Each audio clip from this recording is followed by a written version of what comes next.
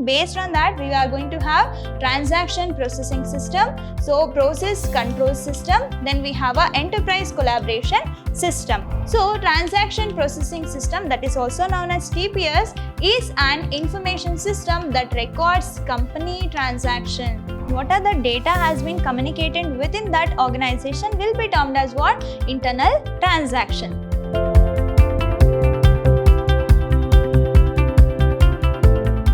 Hello everyone, a warm welcome to one and all. I am Rohini TS, Assistant Professor, Vidhyaashram First Grade College, the Temple of Excellence, MYSURU. So in my today's session, we will be discussing about B.B.A's third semester, a subject called Management Information System. So in short, we are going to call this as an MIS, and I will be discussing about the module 3, which is of session 1. The chapter name is what? Value and cost of information. So before getting into today's session, let me discuss about the syllabus, what we have for this module 3. So in this module 3, that is value and cost of information, we will be learning about types of information system. Within that, we have operation support system, transaction processing system, and also we have decision support system, then process control system, executive support system, then we have difference between formal and informal information system, and then knowledge work system. Along with that, we have expert system, then artificial intelligence. So this is the content of this module 3, that is value and cost of information. So we'll see the first topic, that is regarding value and cost of information. So as I told you in the previous slides and all, so as we all know that information is an asset for the organization. It is like a resource for the organization. So if we are having more information with you, or if the enterprise or if the organization is having additional information than the existing things, then that will going to help in order to make a better decision. That will going to have a efficient and effective decision making. So that is the reason of having the information which must be additive in nature, which must be adequate in nature. That means enough amount of information must be there in order to make a decision. So when it comes to the value and cost of information, so cost in the sense what? So for what purpose we are paying? That means information is an asset. We can't get it without paying for that. So we have to give the money, or we have to pay the money in order to get the information, in order to process that, in order to store that, or in order to distribute that. That is related to what? Cost. Then when it comes to the value of the information, the person one who is making its utilization, the person one who is taking a decision, he must know the value of the information. For example, he doesn't know the value of that particular information, how effective it is, how confidential it is, then there will be a situations of losing that confidentiality. So the person one who is making a decision, he has to follow, or he has to give the value for the information. So you can see here, the information has a cost for its acquisition and maintenance. For what purpose we have to pay the money for information? We have to pay money, or we have to give the cost for the information for the purpose of acquisition. No one is ready to share the confidential information. When we are running a large businesses, or when we are having a large enterprise and organizations and all, so even small information about our competitors are so important, and that is so effective in nature. So when we are acquiring in the sense what? I'm fetching the data from different sources. Then who is going to give the data and information without getting paid? So we have to pay for that. We have to give the cost in order to get its acquisition and maintenance, like whether we are going to store that in the database, whether we are using any online transaction processing system. So for that and all, we have to pay money. And also, before a particular piece of information is acquired, decision maker must know its value. So before getting that information, I must know that value of that particular information, how valuable it is for my organization or my enterprise. So that by keeping that in the mind, we have to pay money. We have to use the data and information in a effective and efficient manner.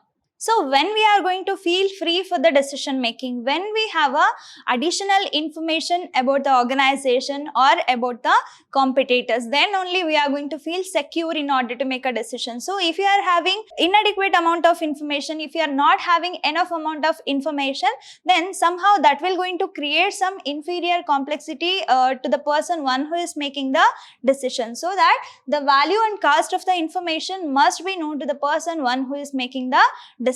So now we'll see the cost, how we are going to include. That means what are the cost of information, for what and all we have to pay money in order to get the information. So here, cost of acquiring the data. In order to get the data and information, I have to pay for that.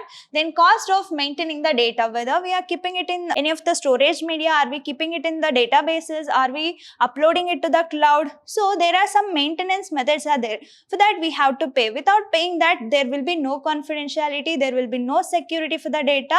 So those things will going to happen. So that also, for maintaining purpose of the data, we have to pay for that. Then cost of generating information, because here it is data. The data needs to be converted into information. Within that, we have to do some processing, some computations, calculation has to take place. For that, we have to use a computer resources.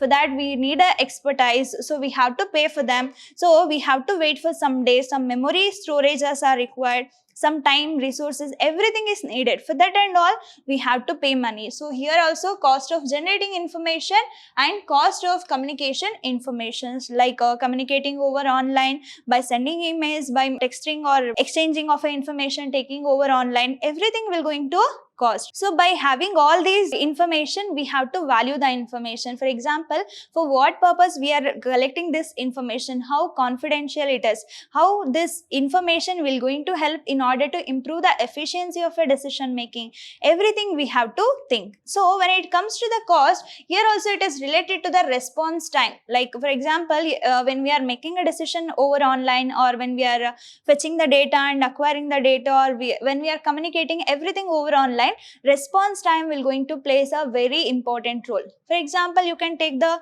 data pack. So if you are paying more, the data speed going to be high. So if the response time is low, then we can expect less accuracy and less speed over there.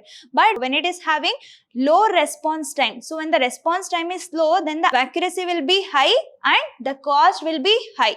If the response time is very high and if the cost will going to be low in that situations. Okay, so if the response time is like 0.03 millisecond, then the cost will going to be high. So if you are getting the data, so or else you can also take the example of searching something over the Google Chrome or any of the web browser. So if you are getting the data in a late manner, or if it is taking more than 2 seconds, or it is taking more than 3 seconds and all, at that time the cost you are going to pay for that is low. But if it is response time is low, then the cost will going to be high. If the response time is high, then the cost will be low. So in that manner, we are going to have this, the cost of the information. If the response time is low, the cost will be high. That means we are getting the data instantly. We are not paying much time over in order to get the data and information on the internet. So this is regarding value and cost of information. So you can see the types of information system. So based on the support of business operations and even based on the support of management decision making, we are going to categorize this information system into broad classification that you can see here. Management support system. So based on the business operations, what are the business operations it is taking, based on that we are going to have transaction processing system, so process control system. Then we have a enterprise collaboration system. So when it comes in terms of management decision making, in order to support the management decision making, whatever the data or whatever the decision they are making, in order to manage all those, we have several information systems. So that includes MIS, that is Management Information System, Decision Support System, and we have Executive Information System. So in short, we are going to call this as EIS, and this is DSS, this is MIS. Okay, so remember one thing, Management Information System comes under the classification of this information system. So now we'll see the first type, that is related to operation support system. So when this comes to the operation support system, then it will be broadly classified into transaction processing system, process control system, and enterprise collaboration system, that is also called as office automation system, OA. Yes. So when this operation support system, what is this operations include? That you can see here, it is so efficiently process business transactions, control industrial processes, and it will going to support the enterprise communications and collaboration and update of the corporate databases. So when it comes to the support system, like what are the operations taking place inside the organization, even outside the organization, it has to support in a well manner. So this operation support system include, or it has a concern over efficient processing of the business transaction, and it has to control the industrial processes, and it has to support the enterprise communication, how one system is communicating with another system, how the data is exchanging between the two system, or even inside the organization, even outside the organization. Then collaboration and update of the corporate databases. If you are getting the data and it has to be collaborated, that means it has to make like we are making it compatible with one system to another system.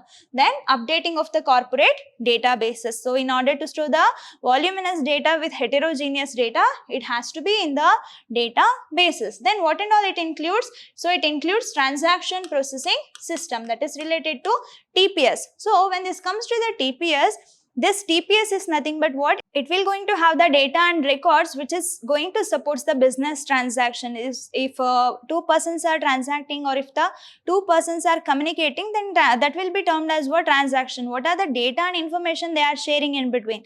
That will be termed as what? Transaction processing system. So this can be either in the terms of batch processing system, or it can be in the terms of online processing system. So when it comes to the batch processing system, it will going to take place periodically. For example, this transaction may take either over the day, or for the week, or for the month. So that kind of transaction will be termed as batch processing system. So when this comes to the online, it will going to process the data and information of the transaction instantly or immediately. So that is related to online transaction system. So next we have a process control system. This process control system will going to take care, and it has a concern regarding physical processes, like what are the activities taking place inside the organization. It will going to take care about each process which is happening in the organization. So next we have a enterprise collaboration system, how the computer system or how the tools are collaborating or integrating or compatible with one another system. So this enterprise collaboration system mainly will going to have a concern regarding, and it will going to teamwork, and it will going to improve the workstation of the organization, like building a team and supporting that team, and having a transaction or communication between the team over using any of the online tools like Teams. We are going to have a communication over email by having Skype. So if it is improving the standardization of an organization, or if it is improving the standardization of an office, then we are going to call that kind of information system as what? Enterprise collaboration system, and it is also known as office automation system. So next we'll see the management support system. This is a second type of information system which is based on the type of management support, how it is supporting the type of management. Based on that, we are going to have this type. So when the information system applications which is focuses on providing the information and support for the effective decision making by the manager, then they will be termed as what? Management support system. So if you are having a data and information, or if any of the information system which is supporting or which is focusing on providing a information and support for the effective making of a decision, like the person one who is making a decision, either it could be from the top level management or from the manager. The person one who is making the decision, sometimes he may not know what will going to happen in the future. Somewhere he will be in the confusion state. At that time, there must be some people, or there must be some information system needs to guide him, needs to assist him. So for that purpose, we are going to have this management support system. So that kind of system or which is helping the managers in order to make an effective decision, then that kind of information system will be termed as what? Management support system. Then what and all it includes? So it includes MIS, that is Management Information System. This will going to helpful or in order to enhance the efficiency of the information system which is required for the management and day-to-day activities of the organization. And decision support system, this is directly going to help the manager in order to make a decision without taking any help from MIS or TPS. And we have a executive support system, those who are in the top level management, that is CEO of an organization or a board members. So they need some assistance when they are in the confusion state or when they couldn't take the decisions by their own. At that time, this executive information system will going to guide them. So this is regarding classification of information system, which will be based on the operation support system, and other thing is what? Management support system. So we'll see the first type, that is transaction processing system. So in short, it will be termed as what? TPS. So when this TPS comes to the existence, that means if a two persons are communicating with each other, that is known as transaction. They are sharing the information, they are communicating each other, they are exchanging the data and information. So here also in the organization, in a decision making and all, so at that time we may require some data and information even from inside the organization, even from the outside of the organization. Then how this TPS will going to work, we'll see now. So transaction processing system, that is also known as TPS, is an information system that records company transaction. What this TPS will going to do? It will going to compute or it will going to store the record of a company transaction. Then what is this transaction is all about? It is defined as an exchange between two or more business entity. How the data is exchanging between one system to another system, how the data and informations are exchanging between the different entity either within the organization, even outside the organization. All the data will going to be kept record by this TPS. So this will going to help in order to make a business decisions for the future days. So this is regarding TPS. Then what are the characteristics it has? So when it comes to the characteristics of TPS, it has a rapid response and reliability, inflexibility and controlled processing. So what is the first character? That is rapid response. So rapid response in the sense what?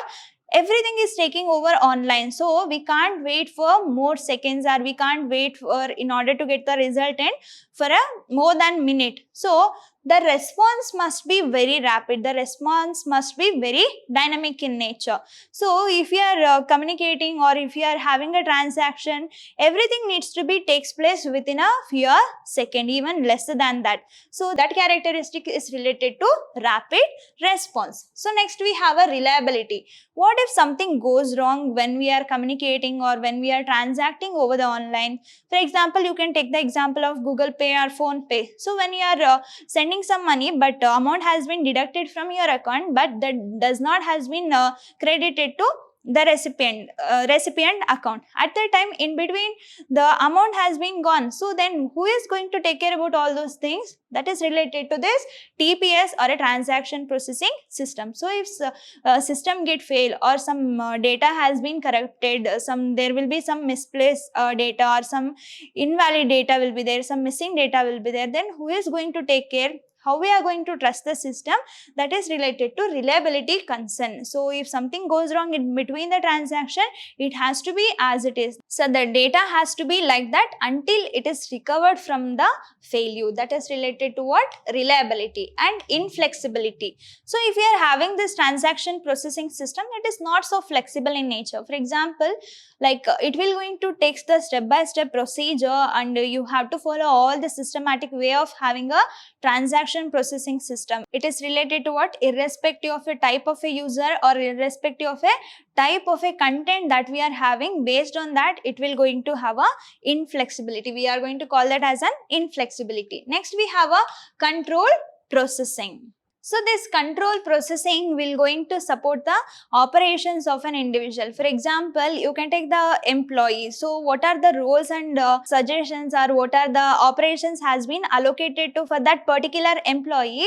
In the same way, this TPS will going to take care, and it will going to have a control over the transaction happening between the different entities. So that is related to what?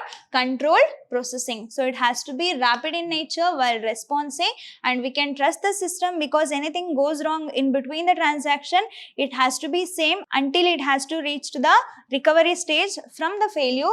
Then inflexibility, irrespective of the type of data we are transacting or type of user, everybody has to follow the steps. Then we have a control processing. It will going to have a control over the employees, those who are having this TPS. So now we'll see the types of transaction. So as I told, transaction is nothing but what? It is taking place when the communication happen between the two people. They are going to communicate, they are going to interact with each other. At that time, transaction will going to take place. This transaction could be either internal transaction or external transaction. When the transaction happening within the organization will be termed as internal transaction. If the data is exchanging even outside the organization or which is external to the organization, will be termed as external transaction. So here when it comes to the internal transaction, which are internal to the company and related with the internal working of any organization. So I can take the example of policies, I can take the example of recruitment policy and giving a hike to the employees. So those are all internal to the organization. Nobody has a right to question all those transactions. That comes under this internal transaction. And then when it comes to the external transaction, here transaction which is happening, which is external to the organization or which is external to the company, and it will relate it to the external resources of the organization. So you can take the example of sales and promotions of that sales or any of the goods and services that is related to what? External transaction. So now we'll see the TPS function, that is transaction processing system function. So what are the functions it includes? So it has input function, output function, storage function, and it has processing function. So when it comes to the input function, if I wanted to do the transaction, first input is required, right? So what are the inputs we require? How I'm going to get that input? So by making use of how many input devices I can get it, in what form I can get the data. So that is related to what? Input function. So we are acquiring the data and information with the help of some input devices or with the help of some of the records, files which is already existed. So that is related to input functions. So next what we have? Output function. So after doing the transaction, it has to be displayed to the user, it has to be reached to the user at a particular time. Then how this output function will going to take place? Either it can be in the terms of printed form or it can be in the form of software. Okay, so that is related to output function. How the data and information must be reached to the user, in what form, like whether it is in the hard copy or soft copy, needs to be displayed on a screen or should be printed on the paper. That is related to output function. So next what we have? Storage functions. So before getting into the output unit or before reaching to the customer for the output, it has to be stored somewhere else. For example, after doing some of the manipulation to the data which has been taken with the help of input function, needs to be computerized, needs to be manipulated. After that, it has to be stored somewhere else. So for that purpose, we are going to have this storage function. It has to be stored somewhere else in the computer system for the future use. Next, we have a processing function. So this processing can be anything. It can be either related to manipulation, computation, and deletion of the data which is not required and adding of the data which is required for the transaction. All those computation part will comes under this processing function. So these are the function which will going to be have in the transaction processing system. So next we'll see process of transaction processing system. What are the steps it has to follow? What are the stages it includes in the processing of a transaction? We'll see. First is data entry, data capture, data validation, then processing and revalidation. We have a storage, output generation, and query support. These are the steps which comes under the processing of this TPS. What is the first thing that I have is data entry. So as I told, when I wanted to transact a data from one entity to another entity, first I have to have a input data. So that data can be anything that will going to be takes place, like it will going to be processed, then it will produces the output resultant. So before that I have to collect the data. So we have our input devices like keyboard, mouse, and I can take a data which is manually. So all these data needs to be takes place in the first step called data entry. That means we have to enter the data for the transaction to happen by help of some of the input devices. It can be keyboard, mouse, scanner, joystick. Those are all the input devices. With the help of that, we have to enter the data to the system. Next we have what? Data capture. I need to capture the data and information which is relevant for my transaction. I should not take the data which is far from my source. I have to take the data which is more relevant to my source. For what purpose we are having the data? Whether this data and information is relevant to our organization or whether it is relevant to my transaction. By keeping all those things, we have to capture the data which is related to the source. After the taking of a data, next data needs to be validated, whether it is okay for my organization, whether it is valid one. So we have to do the validation of a data. How we are going to do the validation? There are two things are there. We have to have this error detection. Next we have error correction.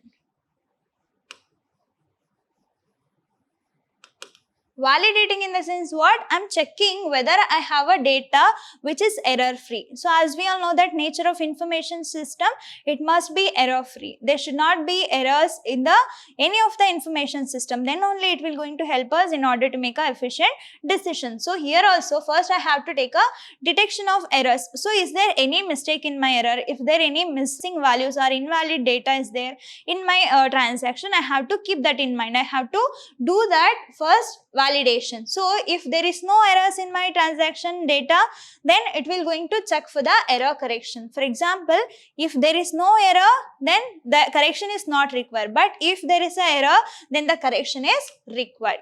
Okay, this is related to what? Debugging, and this is related to testing. So checking and correcting of error is called debugging, and testing is checking for the correctness of the data and information. That takes place in the step called data validation. So if it is error free, then it will be easy for us to do the processing. So if you are putting a junk inside, then it will going to produce the junk outside. So in the same way, whatever the data we are giving, so garbage in, garbage out. So if you are giving a data which is misplaced data, which is invalid data or missing data, in the same way we have to expect a data which is not valid, which is of missing values. So for the processing, we have to feed the data and information which is error free. Then here also for processing can be include some of the computations, like any of the transaction will going to take place, and arrangements of the data, sorting of a data, removing of a data which is not so necessary. Those things has to be takes place in the processing. Next we have a revalidation, whether it is satisfying the conditions and terms of the organization, whether it is required for my organization, is there any chances of chopping of the data which is not so needed. So those things will going to take place in the revalidations. Everything got over, I have a pure data for my decision making. It has to be stored somewhere for the future use. That will going to take place in the storage. So either it can be stored for the purpose of future use in the terms of either primary memory or in the secondary memory. For example, if you wanted to have a data and information for immediate transaction, then it has to be in the primary memory. If you wanted to keep the data and information for future use, then it has to be in the secondary storage memory. Then output generation. After doing all the processing, after doing all the storage purpose and all, we have to give this data to the user. So we have to use output generation methodology. It can be in with the help of, as I told, it can be either hard copy or soft copy. So we can have the data and information over the screen, or we can have a projector with the help of some of the output devices like printer, monitor, so speaker. Those are all the output devices. Or else we can also get it in the form of what? Hard copy, which will going to be printed on a paper, or else which will going to be displayed on a screen will be termed as what? Soft copy. So next is what? Last step, query support. So it is like a maintenance. So if something goes wrong, if we have to put a query, then there must be some system needs to reply for that query. So query support in the sense, if there are any mistakes or if something goes wrong, if you don't know how to use that and all, at the time if you are asking a query, it has to reply back to the user. So these are the steps we need to follow when we are processing this transaction processing system. Next, we'll see the next type, that is decision support system. That is all related to TPS. So next we'll see DSS, that is decision support system. So the interactive software based. So this decision support system or DSS is related to what? It is an interactive software. It will going to interact with the person, one who is making a decision, because sometimes he may not know what will going to happen in the market in the next 10 days. So what was the thing happened in the last 10 days? What is currently happening? At the time what he has to make, he has to take a decision. At the time there could be a situation where he can't make the decision by his own. At the time there must be some system which has to guide the manager or a person, one who is taking the decision. So this is interactive software system intended to help the managers in decision making by accessing the large voluminous data or information which is generated from various related information system which is involved in the organization business process. How this DSS will going to help the manager?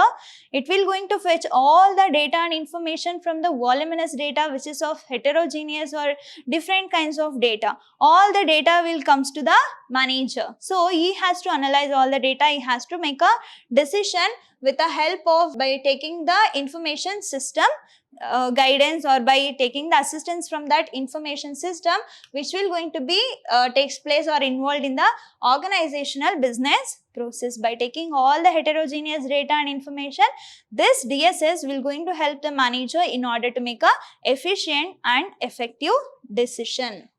So this DSS has a different definitions. So based on the little, we have a model based set of procedure for processing data and judgments to assist a manager in his decision making. Mainly is what this DSS is to support the decision of the manager. So whether it may be right or wrong, it has to follow the thinking and ability of that particular manager. So it will going to collect the data from different sources and that data will going to be analyzed by the manager in order to make a decision which is taking place in the organization business processes. This is the definition of DSS.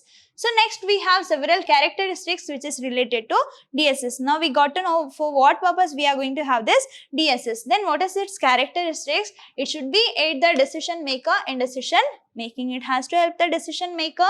Then it should be able to address the semi or unstructured decision. So when I am using this DSS, at that time the manager or a person, one who is making decision, is not completely blank. So he knows something about in order to make a decision. Somewhere in some point he is lagging or some point he is getting confused. At that time only we are going to use this DSS. So it will be termed as what? Able to address semi or unstructured decision making. It should be able to create general purpose models, simulation capabilities and other analytical tools which is available to the decision maker. If you are having more specification, if you are having more features for decision making, then that will be helpful in order to make a decision. That is also one of the important characteristics that you can expect over this DSS. So DSS should enable the user to use DSS without assistance from MIS or technical professionals. So if I am using DSS, it should not take a help from MIS or any of the technical assistance. So it has to work independently. It has to allow us to take a decision where we are lagging. Next, it should provide mechanism to enable the rapid response to a decision maker's request for the information. So if I am requesting right now, by next 1 minute, it has to give me the suggestions. So it has to give me the data and information which is helpful for my decision making. It should not take much time in order to do all those things. Next, it should have a capability to interface with corporate database. So how it will going to fetch the data and information from different data types or different databases? It must have a communication and it must have a corporate database, needs to be interfaced with this DSS. Then only we can have a voluminous data in order to do the analysis, and then only I can make a best decision. So these are the characteristics which is related to DSS. So next we have some more characteristics. It needs to be interactive methods are best advised. So it needs to be interactive in nature. So if you are having some of the feedback, or if you are chatting something over online, everything needs to be instantaneous in the nature. So it needs to be interactive in nature, and it should have a inbuilt flexibility and ability to evolve. User sophistication grows. So it has to focus on the one who is making a decision. It has to be flexible in nature. Then it should be flexible to accommodate variety of management styles, because the management skills or management styles are differ from one organization to another organization, but it must be flexible enough in order to help those kind of different kinds of management style. Then this DSS should facilitate communication between or among the various level of decision making. So if a decision is taken by the middle level management, it has to affect the top level also. That means it has to communicate between the top level, it has to assist the lower level or operational level management also. So it has to facilitate for the purpose of communication between or among the different management making or different decision making stages. So now we'll see the components of DSS. So now we got to know that what is DSS and what is its characteristics and what are the components it will going to have. We'll see now. So when it comes to the DSS, there are mainly 3 software components of a DSS we have. So these are the database management system, and we have a model management system, and we have a support tools. So what is this data management system? That is, in short, will be termed as DB, database management system. So if I wanted to store large amount of data, at the time system memory is not so efficient. At the time I have to store my data in the database. That database has a capability to hold different kinds of data. That means variety of data it can hold. So there I have to store the data and information which will be used for my analysis in order to make a best decision. So here also DBMS, it will going to cover compilation of the data. I need to check whether this data has any errors or not. Then manipulation of that data for doing some processing, doing some computation part. For that purpose also this DBMS will be used, and it has to generate the data generation, like it has to create some data, that means additional data which is required for my decision making, and also data updating and data maintenance and dissemination of the data. This data needs to be reached to whom? So that will going to be have a concern regarding this DBMS. So this component of DSS will going to be this DBMS is the first component of this DSS. It will going to have a concern over regarding how we are going to compile the data, how we are going to manipulate the data, how data is generated, and how data is updated, and how data needs to be maintained, and to whom it has to reach. What is the next component? We have a model management system. So this model management system will going to stores and accesses the models that the managers use to make decision. That can be what decision support models or analytical models, design models, coding models, which are the things which is supporting the decision of the manager. Those kind of models will be maintained in a systematic way. That is related to what this model management system. At last we have a support tools. Whatever could be the decision, either the person one who is making could be right or wrong decision, but there must be some tools needs to be helped in order to support his decision. So that is, so it will going to include online help pull down, and we have a menu user interfaces. Then we have a graphical analysis, error corrections mechanism will be there, and it will going to facilitate the user interaction with a system. So all these supporting tools will going to help the user, or it will going to help the manager in order to make a best decision. So you can see that it will going to have a online help, and we have a pull down menu, and we have a user interfaces, and we have some graphical analysis. Error correction will be there, error correction mechanism will be there, and this will going to facilitate the user interaction with the system. So if I have an interaction with the system, then that will be easy for us to make a decision, which is the best thing can be bring out to the market or in the organization. This is regarding what? Components of ESS. This is regarding today's session. I hope you all understood. So in the next session, we will be continuing with the module 3, that is value and cost of information itself. So in the further sessions, I will be discussing about the remaining types of information system. Until that, keep learning, keep on growing. Thank you.